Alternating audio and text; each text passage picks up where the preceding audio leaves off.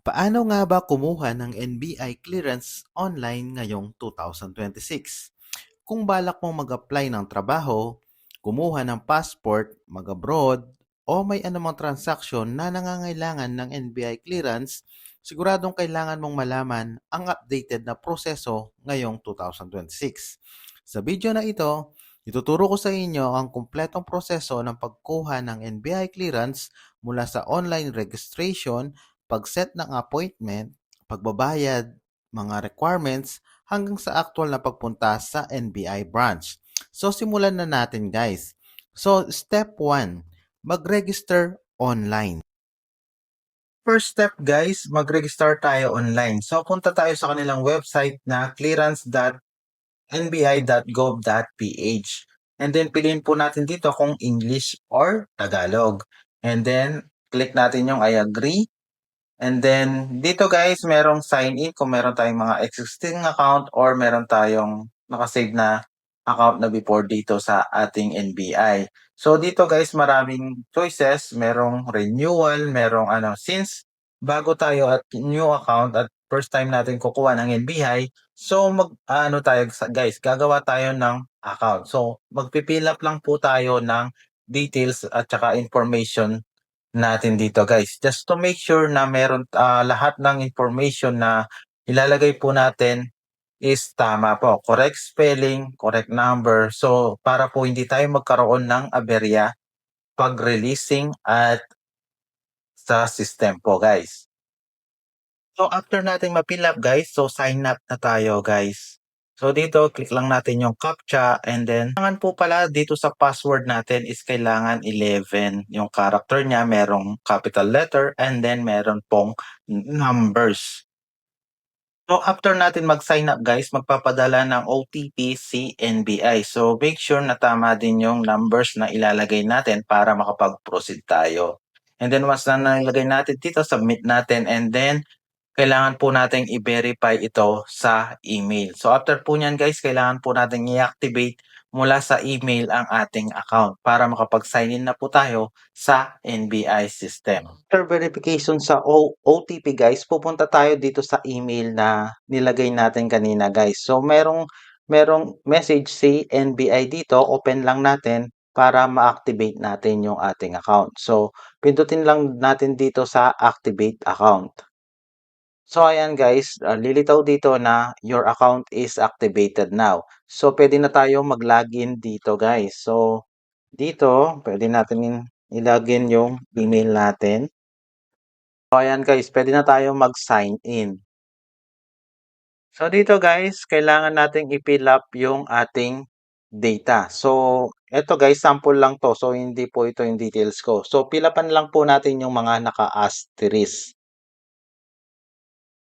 So ayan guys, after nating mapilapan, so kailangan po nating i-check isa-isa guys para to make sure na lahat po ng ipinilap natin is correct spelling at tama po yung ating information. Dahil dito po isi-save ang ating information sa NBI.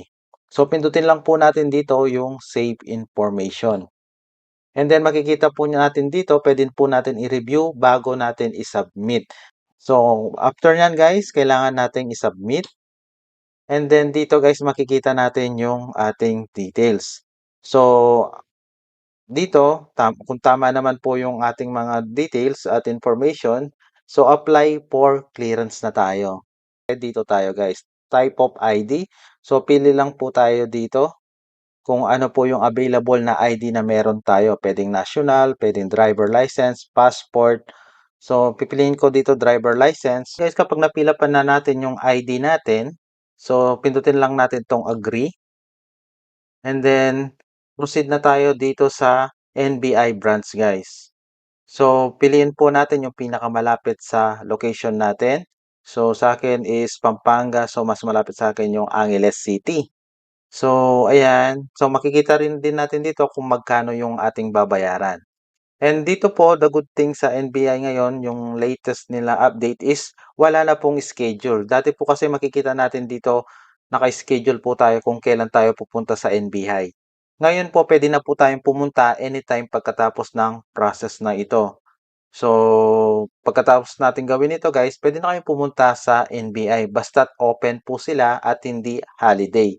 Kung ano pong oras magbubukas yung NBI, pwede na po tayo pumunta. And then dito naman po sa payment.